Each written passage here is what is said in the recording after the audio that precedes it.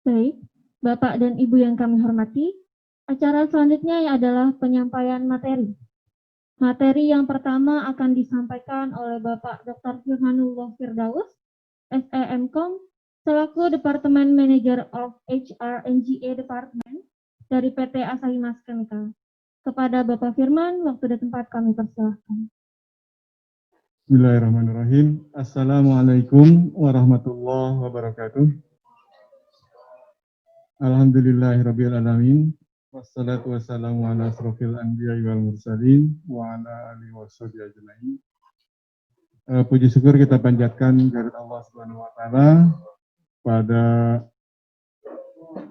hari ini jam segini kita bisa berkumpul di ruangan ini dalam rangka feedback ya, minta umpan balik dari industri terhadap penggunaan lulusan dari P3 TIK.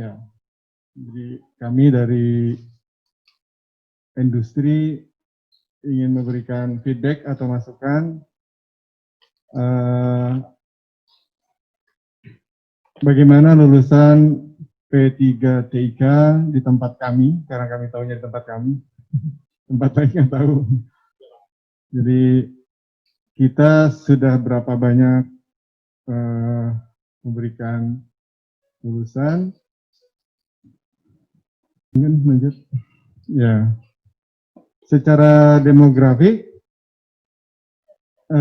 lulusan P3 TIK ini Pak, P3 TIK-nya kan kita belum terbiasa bisa. Jadi yang lulusan dari P3 TIK, kalau kita sering gampangnya D1 SMA gitu, lebih gampang. Ini secara persentase, ini adalah demografi lulusan D1 SMA di Asahi Mas Chemical. Kalau kita bandingkan terhadap jumlah karyawan di keseluruhan plant, kita ada plant di Anyer, ada head office di Jakarta. Lulusan di sini lebih banyak diserap di plant. Ya, di pabrik, di operation, itu sekitar 6% terhadap total komunitas karyawan. Apabila dibandingkan terhadap seluruh operator di kita bukan hanya ngoperasiin di proses, tapi juga operator di supporting. Jadi ada utilities, ada purchase logistik, ada safety, ada QA, ada GA, ada HR. Jadi alhamdulillah ternyata lulusan dari D1 itu juga multi talent ya. Jadi bisa nggak hanya di proses, mereka siap ditempatkan di bidang-bidang yang supporting juga. Dan ini nanti saya cerita ada hikmahnya. Jadi secara total employee pabrik gitu ada 6% totalnya, kemudian terhadap keseluruhan operators yang ada di plant ada 10%. Kalau kita sempitkan saja di produksi gitu, produksi komposisinya kan bukan hanya dari D1, ada juga kita dari lulusan dari SMK industri yang lain, itu sekitar 19% memang. Jadi belum mendominasi ya, masih ada tantangan buat yang mengembangkan di sini. Buat kita kan sebenarnya kalau ada industri ya, kalau ada SDM yang tersedia dan mumpuni, ngapain jauh-jauh gitu kan? Orang sini, orang tuanya di sini, jadi secara CSR juga kita dapat gitu kan. Jadi warga Cilegon, kemudian kerja di Cilegon, ya buat kita berarti dia juga masih dengan keluarganya dan terangkat semua keluarganya gitu kan. Kalau kita ngambil yang jauh-jauh, memang mungkin secara teknis, secara ini mereka siap, tapi ada kendalanya yaitu dia nanti antara konten lokalnya nggak terakomodir ya. Jadi baru 19%. Jadi masih mau lihat dari mana silahkan nih dari pengembang ini. Yang 6%-nya dilihat, oh kita masih kecil nih, cuma 6% gitu kan terhadap seluruh karyawan. Ini secara untirta total berarti kan bisa kelihatan.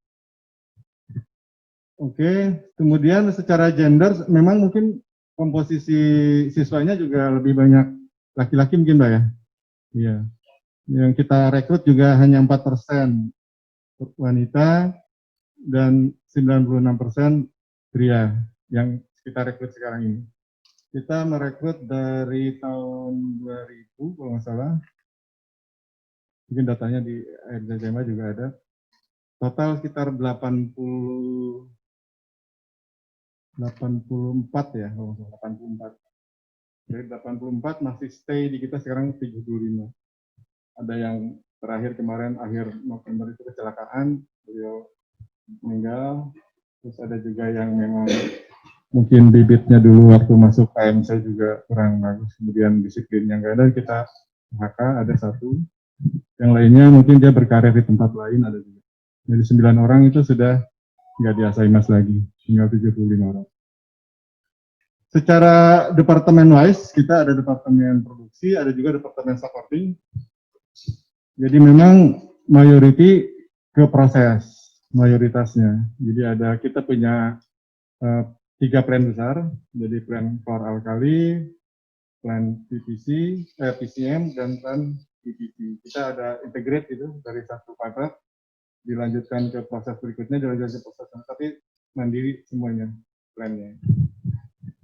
Komposisinya ada 83% di proses. Ini per bulan kemarin ya Pak ya. Ini setelah kita juga tadi saya ceritakan agak dibuka dikit biar enak. Kita dalam masa COVID ini agak sulit merekrut dari luar, terutama yang orang-orang baru. Kendalanya banyak, bisa dalam prosesnya, juga dalam ketika dia udah lulus juga mau masuk juga kan screeningnya ketat juga. Walaupun kita tadi kesini nggak di screening Mbak, ininya suhunya nggak tahu saya panas berapa. Apa nih tadi? Saya kebagian berarti.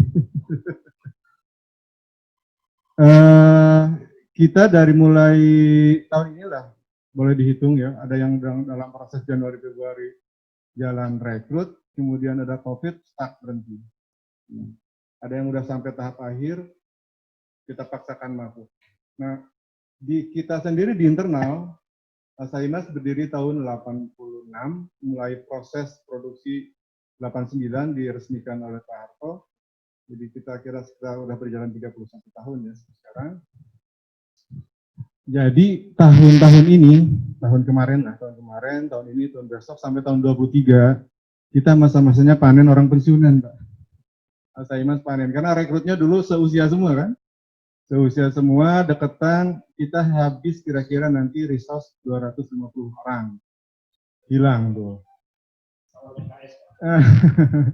Kan itu buat hire, ya quote-unquote, tantangan ya, dalam kondisi seperti ini kita harus cukupkan orang. Nah, yang tadi saya sampaikan ternyata orang dari Desa Tuan Tirta ini bisa juga ditempatkan di purchasing, ditempatkan di bagian safety, di bagian GA, kemudian dari bagian utility. Kebetulan yang pensiun banyak diproses kan nggak bisa kurang orangnya, harus pas gitu. Akhirnya kita ambil. Jadi kita rotasi mereka-mereka yang ada di purchasing, yang ada di safety, dimasukkan ke proses. Jadi biarin yang suffering, yang bagian supporting dulu aja gitu. Memang mereka mungkin kurang orangnya, ya nama support nggak terlalu dominan gitu. Jadi kalau proses kan ditinggalkan, ya bahaya. Kurang orang bahaya. Karena kita full 24 jam kan prosesnya. Itu butuh orangnya gantian. Alhamdulillah itu hikmahnya. Jadi hikmahnya dua, buat industri juga kita punya keleluasaan ketika dalam kondisi seperti ini. Buat hikmah lagi buat apresiasi berarti buat Desa Tuan Tirta ternyata bisa mencetak juga orang-orang yang siap bukan hanya di proses. Karena memang kita membutuhkan orang-orang sebenarnya sih kalau ke industri kan nggak usah pinter-pinter amat istilahnya ya. Karena kan continue pekerjaannya juga. Dia itu rutin, tapi yang penting attitude-nya bagus, kemudian dia siap untuk diajarin, gitu kan, menerima gitu, mindset-nya terbuka lah. Mungkin nanti diskusi kita lebih banyak ya Pak, ketika nanti di panel. Itu saya menemukan memang, ya kalau dibanding-bandingkan dengan yang lain, di atas enggak gitu, di bawah banget enggak. Ya, jadi cukup lah ya, dari lulusan Desa Tuan Tirta ini. Mungkin juga karena waktu kuliahnya juga kan pendek ya, cuma 1 tahun, dan 1 tahun juga pertemuan kuliahnya kan sebentar juga, lebih banyak di industri juga kan. Jadi itu mungkin yang menjadi nanti buat improvement, apa aja opportunity-nya yang bisa kita improve supaya memang ketersediaan SDM lulusan dari D1 Untirta ini bisa mumpuni di bidang apapun gitu. Next, Pak. Ya, ini di turnover yang khusus D1 Untirta di Asahi Chemical. Jadi kita rekrut dari tahun 2000 datanya ini. Ya, tadi saya sampaikan 75 orang masih stay, 9 sudah nggak join lagi di Asahi Mas. Jadi ya kalau secara persentase ya 10% berarti ya kira-kira kurang. Ya. Malah lebih banyak ya yang keluarnya. Tapi karena meninggal atau karena masalah attitude, ada 1 orang aja itu memang karena kendala di keluarganya juga straight gitu kan, terus kemudian dia ada adik-adiknya, ada, jadi dia agak stres gitu orangnya, dan main game tiap hari di mobil di mana sampai dia jemputan itu sampai ke pojok ujungnya balik lagi dia ikut karena turunnya di sini karena main game. Anaknya. Jadi kita pantau, akhirnya ya kita tawarin, kamu nggak cocok di industri karena akan mencelakakan orang lain. Jadi akhirnya dia sadar, ya udah ngundurin diri aja gitu. Akhirnya dia kita kasih sesuatu lah supaya dia juga bisa nerusin. Karena kita kan nggak bisa juga ngemotong ini orang, kemudian berarti nggak ada lagi. Berarti kamu bisa ngelanjutin di tempat lain, mungkin cocoknya bidang apa, tapi dikasih bekal gitu. Itu dari sisi HR, Pak. Kalau sisi orang perusahaannya sih sendiri ya siapa lu cut aja. Kalau HR ada sisi manusiawi. Dilanjut 25 menit ya Bu ya, nggak boleh lama ya, ntar kalau ngeteng gitu. Di warning ntar. Lanjut, ini lulusan foto-fotonya kecil-kecil ya. Jadi memang sedikit lulusan yang wanitanya, mungkin kelihatan pakai jilbab kelihatan. Ini orang-orang yang lulusan dari yang masih stay di kita, masih ada sekarang. 75 orang ini Pak. Ya lumayan Bu, cantik-cantik, ganteng-ganteng, gagah-gagah. Karena masih muda-muda sih Pak. Ya saya pikir overall lah ya, overall mungkin dari sisi rekrutmennya ketika mau masuk itu juga perlu ada lagi, nanti kita ada masukannya. Kemudian ketika prosesnya dan nanti ketika dia di industrinya. Dari Untirta sendiri ada pemantauan nggak sih Pak? Kalau setelah selesai? Oh ada, tapi langsung ke anaknya ya? Oke. Lanjut Pak, takut habis di 25 menit. Ardolin jatahnya orang lain. Jadi dari sisi knowledge, kompetensi dan attitude, sikap karya lulusan itu kita bagi 2. Contohnya dari sisi basic chemical, secara proses operasi, kemudian pemahaman mengenai komputer dan juga bahasa Inggris. Karena kita perusahaannya perusahaan asing Pak ya, jadi ada manual dalam bahasa Inggris. Kadang-kadang juga komunikasi karena mungkin ada orang atasannya langsung menegur, jadi bahasa Inggris ada cukup diminta juga gitu. Ya minimal dia bisa komunikasi lah, bisa baca asli. Kemudian komputer itu biasanya karena kita kan ngolah data ya terutama Excel gitu. Jadi pengetahuan mengenai Excelnya ya lumayan ya. Mungkin ini anak-anaknya juga yang memang anak-anak baru ya, bisa milenial kan kalau komputer tuh cepet ya gambarnya. Nah, khusus ya. Jadi secara strong point dari sisi basic chemical proses cukup baik. Artinya dalam diskusi mengenai basic chemical nyambung gitu kan. Kemudian dalam sisi proses kan jalannya kita continue gitu aja. Begitu di training dia tahu. Dari sisi prosesnya aja. Cuman dari sisi K3 itu kan lebih ke behavior, kebiasaan. Agak sulit memang kadang-kadang ya. Kalau orang udah terus bekerja gitu lengah gitu kan. Karena dia merasa itu sudah biasa. Padahal disitulah titik ininya. Titik pemainnya. Kemudian oke, dari sisi komputer cukup baik, kemudian bahasa Inggris ya lumayan lah Pak. Dia bisa presentasi karena Di kita presentasi itu menjadi kebiasaan gitu untuk orang menampilkan siapa dirinya itu dengan presentasi. Karena kita biasa tahu kalau presentasi itu kan lepas apa yang ada di kepalanya gitu di kepalanya. Jadi nggak ngonteknya, tergantung dengan temennya. Kita visi presentasi biasanya. Cuman ada masukan dari kita, dari feedback point-nya, memang antara teori mungkin dia dapatkan ke aplikasi.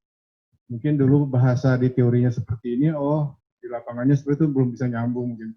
Beda istilah, beda proses, bisa jadi yang diajarkan ke mereka mungkin masih metode lama gitu kan. Sementara di industri kan improvementnya cepat ya. Nah itu juga ada kendala di situ. Kemudian dari sisi DCS, Distributed Control System, nah mungkin nanti bisa hubungin itu Pak, dihubungin orang GA kita, mungkin kita punya DCS lama, ada 4 atau 5 biji itu, bisa diminta mungkin ini, saya baru cerita jangan janji Pak, karena bukan bagian saya tahu aja gitu, saya tahu Bapak bikin catatan aja, disimak gitu. Kita itu ada pindah DCS dibikin integrate itu satu plan, jadi plan-plan yang lainnya itu nganggur gitu. Karena kita juga ngeluarinnya mungkin agak sulit juga. Kan buat simulasi lumayan, Pak, DCS ini. Kalaupun sekarang pakai HiSys, pakai apa namanya, software-software yang ada, lain gitu dengan pakai DCS-nya langsung. Ada Yokogawa, ada Yamatake kalau nggak salah ada. Tapi jangan kata Pak Firman, Pak ya. Terus saya yang ditagih, saya ngomong-ngomong sih katanya gitu. Saya nggak tahu karena peruntukannya buat apa, tapi saya udah cerita sih ke teman-teman di sana juga. Ngapain di sini teronggok, sayang gitu kan. Kalau di industri itu kan dipakai sama anak-anak, jadi ya amalnya jadi panjang kan Pak ya. Kemudian dari sisi logik yang agak lemah Pak ya. Jadi kalau logik itu kan kita ada yang bypass, stop, gitu kan dari proses. Kemudian bagaimana kalau heat di sininya terlalu overheat, larinya kemana, logiknya gimana tuh, kenapanya itu yang masih kita mungkin dia diajarin tahu prosesnya itu, tapi kenapanya itu, kenapa sih harusnya ke sana nggak ke sini dulu gitu. Nah itu masih agak lemah ya. Nggak apa-apa kan Pak ya, namanya juga masukan.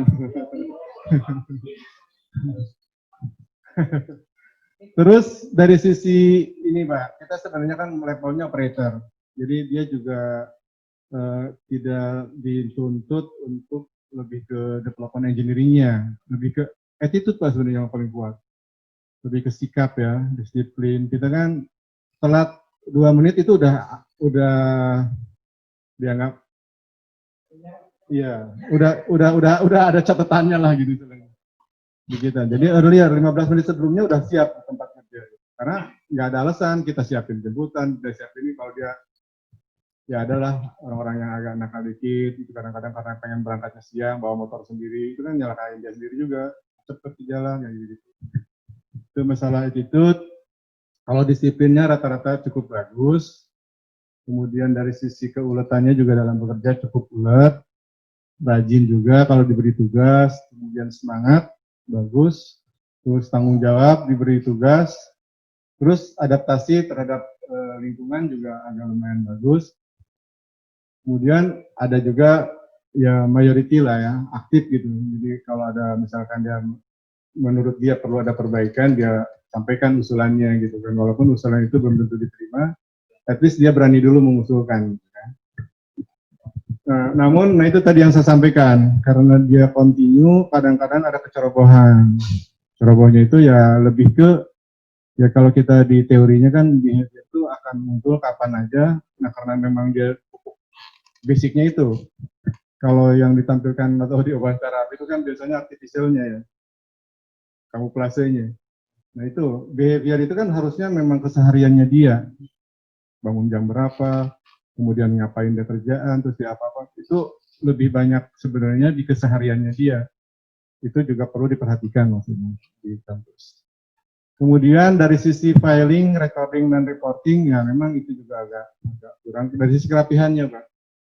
Mungkin mereka kalau sudah selesai bekerja ya sudah, tapi kan kita perlu ada reporting, kemudian record, kemudian di filing yang baik, supaya ketika retrieving itu ada case ada apa, kita lebih mudah carinya. Nah ini juga nyangkut ke kebiasaan lagi juga. Kemudian tanggap situasi, ya mungkin tadi tanggap situasinya itu karena dia tidak tahu on behalf apa belakangnya itu kenapanya itu mungkin.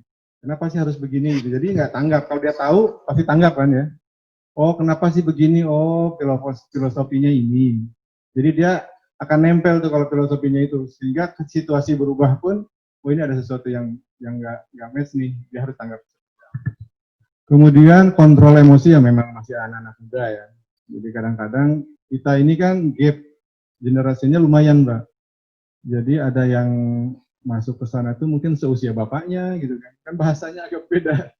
Yang ngobrol dengan bapaknya seusia kemudian keseharian, Mbak ya. Ya itu. Ya kadang kontrol emosinya kurang bagus dan memang daya tahan fisiknya dibandingkan dari lulusan lain agak kurang, Pak. Kalau di tempat lain itu mereka kan 2 bulan itu sama Kopassus diajarin. Pokoknya nggak di sekolahan 2 bulan aja dia. Gimana gitu. Yang saya ambil contohnya mungkin Bapak tahu lah dari industri juga SMPI ya. SMPI Jogja. Kita lulusan dari sana lebih banyak. Jadi mereka itu begitu masuk langsung diserahin ke ABRI. Jadi mereka 2 bulan itu digodok di sana benar-benar mentalnya. Jadi kelihatan sih memang siap, itunya juga kesiapan fisiknya, mentalnya, kemudian biasanya bagus. Itu, ya lanjut. Ini beberapa masukan, jadi beberapa kesempatan kita bisa improve. Dari sisi knowledge dan kompetensi, jadi memang mereka harus dibiasakan update ilmu lah ya. Kalau sekarang kan lebih mudah sebenarnya di banyak komputer. Kalau dulu kan orang harus kutu buku ya. Baca buku lebih cepat, bahkan lebih banyak gitu. Sekarang speed reading mungkin udah nggak terlalu perluin ya tampilan itu. Tapi yang penting kan seperti ilmu komputer networking. Kita nggak perlu tahu banyak, tapi kita tahu kepada siapa harus bertanya itu yang penting. Yang anak-anak itu mungkin yang kurang itu.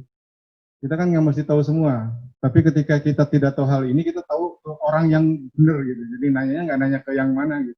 Nah, pengetahuan itulah yang memang mungkin belum dibekali anak-anak. Jadi kalau saya nanyain mengenai proses ini, saya nanyain jangan ke staff ini, nanya ke staff yang sana gitu. Karena dia tahu kompetensi yang ada kuat itu di sini, terus cara nanyanya. Terus ada hal baru di industri. Proses kerja industri itu memang kan ada improvement terus Pak ya. Kemudian pengetahuan karena berhubungan juga dengan alat, ya kan, valve, pompa misalkan, ya kan itu bagian dari pekerjaannya dia. Kalau pompa itu misalkan apa jenisnya, kan kita ada yang pneumatik, ada macam-macam misalkan pompanya itu. Oh perlakuannya kan betul. Kemudian pompa itu kalau memang ada orang maintenance, tapi yang paling utama itu adalah orang proses, karena kesehariannya ada di situ, orang proses itu. Jadi kita kan ada recording pompa, biasanya getarannya, panasnya, gitu kan, sepertinya. Karena itu akan mempengaruhi terhadap proses produksi. Jadi pengaruh terhadap proses produksi. Ya, ini sebenarnya hal-hal umum sih. Kalau anaknya bisa, walaupun bukan bidangnya, dia akan cari-cari ilmu. Di kita paling banyak itu valve, terus kontrol valve, kemudian pompa, kompresor, heat exchanger, itu aja sih. Okay. Kemudian durasi waktu kerja praktek, emang ini apa istilahnya ya? OJT itu gini Pak ya, buat industri kita orangnya itu kan ngepas. Di kita itu butuhnya 10 orang, ya industri nggak ngelebihin 10 aja gitu kan, efisiensi ya Pak ya. Dan full gitu waktunya orang itu untuk bekerja. Masuklah orang OJT. Nah OJT ini kan datang ke sana minta diajarin. Nah minta dibimbing, bukan dibimbing lagi akhirnya. Jadi apa tuh namanya? Ya pokoknya datang ke sana habis sebulannya aja gitu, tapi dapat ilmu apa enggak, ya itu kendala di industri, itu kita harus punya jembatan ini juga. Dan kita juga secara industri sekarang lagi mikirkan juga, jadi kita harus ada bidang khusus di sana, mungkin metodenya seperti apa supaya efektif gitu, anak-anak datang ke sini itu update ilmu, kemudian tahu lapangan, Dan memang mungkin sekali-kali juga boleh ngundang pengajar dari industri gitu kan. Kalau pengajar dari industri kan memang praktisi gitu kan. Dan dulunya dia juga memang pernah dapat di kuliah, mungkin begitu dia di kerjaan, oh berbeda. Nah, ketika nyampaikannya lebih enak. Dulu saya di kuliah diajarnya gini, ternyata prakteknya gini lebih enak ngajarin ke anak. Jadi nggak membumi lah istilahnya ya. Kemudian itu durasi waktu kerja praktek itu memang harus dibicarakan mungkin dengan industri, gimana yang terbaik, timingnya kapan gitu. Kadang-kadang diberikan waktu untuk ada yang pas shutdown bagus, ada juga yang pas operation bagus, kapan gitu dia industri. Kalau pas shutdown kan memang benar breakdown dia tahu, tapi bahaya gitu kan buat anak-anak untuk lapangan ke lapangan. Karena itu harusnya steril dari orang ini. Memang perlu waktu ya. Yang kedua ini. Yang ketiga, tadi udah saya sampaikan ya mengenai DCS dan shutdown logic ya. Terutama di kita ada yang proses di PVC batch. Gitu. Kalau yang batch itu shutdown logicnya harus kuat. Kalau yang prosesnya continuous itu kan ada bypassnya lebih enak. Kemudian K3 dan environment. Kita kan perusahaan ikutan kompetisi juga ya kementerian dan memang mau diwajibkan kan kita juga proper ya. Di K3 dan environment itu mereka harus jadi satu bagian lagi. Kenapa sih di industri itu perlu ada K3, perlu ada environment, bukan ke apanya sebenarnya, lebih ke mengapanya harusnya mereka itu. Jadi mereka ke sana bekerja itu tujuannya adalah besok harus datang lagi bekerja, bukan hari ini bekerja dan berhenti gitu karena dicelakaan kan. Jadi hati-hati benar, makanya slogan safety first itu maksudnya safety dulu baru bekerja gitu kan. Mereka mungkin bisa jadi AB, kerja dulu nih, yang penting kerja selesai gitu kan, safety-nya AB. Akhirnya apa? Ya bekerja hanya saat itu aja, setelah itu dia hilang karena celaka, nggak ada. Celaka itu banyak, bisa jadi celakanya dia nggak bisa melanjutkan pekerjaan berikutnya karena mungkin ada invalid badannya atau sehingga dia bisa, kan itu untuk kehidupannya dia juga. Nah pengetahuan-pengetahuan seperti itu harus sampai ke mereka. Kita memang ketat ya namanya chemical untuk yang environment dan safety itu ketat sekali. Kemudian manajemen kearsipan ini juga sudah sampaikan tadi karena kita kan ada ISO ya, ada pakemnya gitu. Jadi kalau ditanya sesuatu itu nanyanya kan ada nggak dokumennya mana, recordnya mana, terus prakteknya gitu. Urut kalau di audit kan. Dan audit kan bisa ambil siapa aja, nggak ditanyanya ke lapangan, ditanyanya operator gitu kan. Tahu nggak gitu kamu mengenai ini di mana? Yang berhubungan dengan kerjanya dia, ternyata dia nggak tahu cara-cara. Dari sisi attitude ya, karakter, jadi masalah kesopanan, kejujuran, loyalitas, atas kerja, tapi sebenarnya ini memang sulit diberikan di mana? Di bangku kuliah, tapi adanya mungkin di luar kuliah. Kita mungkin harus sering adakan acara mereka supaya kelihatan aslinya dia seperti apa gitu kan. Kalau camping bersama kan kelihatan aslinya dia. Kalau di ruang kelas ya bagus-bagus aja anaknya gitu. Tapi kalau lagi camping bareng, lagi itu dipantau, oh gitu, biasanya kita bisa personal approach lah ke mereka. Ya. Jadi kita ingin tahu, kadang-kadang saya juga sebenarnya kadang-kadang gitu Pak, sampai ke rumahnya, kebiasaan dia di rumah seperti apa. Kemudian soft skill Pak. Jadi karena mereka diberikan waktu untuk bisa presentasi, dan bisa mereka mengusulkan, itu bisa komunikasi, teamwork, dan motivasi kerja. Itu juga. Kemudian mindset di dunia kerja dengan di dunia perkuliahan. Sayangnya kan sekarang kuliah itu kebanyakan kalau saya juga ngajar. Biasanya dari tahun ke tahun degradasi kelas apa ya. Begitu datang anak baru, kok kayaknya begini amat ya anak lulusan sekarang itu. Materi ini aja kok nggak tahu, ini nggak tahu. Jadi sekarang ini kelihatannya kalau secara pribadi sih kesimpulannya, kejarnya ngejar nilai gitu. Jadi setelah selesai nilainya, setelah ujian ya beres ilmu itu. Padahal kan itu sebenarnya dirinya sendiri itu ada di situ, harus nempel gitu. Dan ngambung ke yang lain gitu. Kenapa sih? Jadi nggak berhenti di nilai, dan nilai itu mungkin sebaiknya memang nggak jadikan jadikan apa namanya acuan utama gitu. Aman. Karena kan kita juga terkendalanya banyak pas evaluasi kan. Evaluasinya modelnya seperti apa untuk mengetahui bahwa dia itu memang benar paham gitu kan. Tapi evaluasinya cuma tulis, kemudian pilihan dan seterusnya, dia bisa mungkin gede nilainya, tapi sebenarnya nggak ada di kepalanya dia.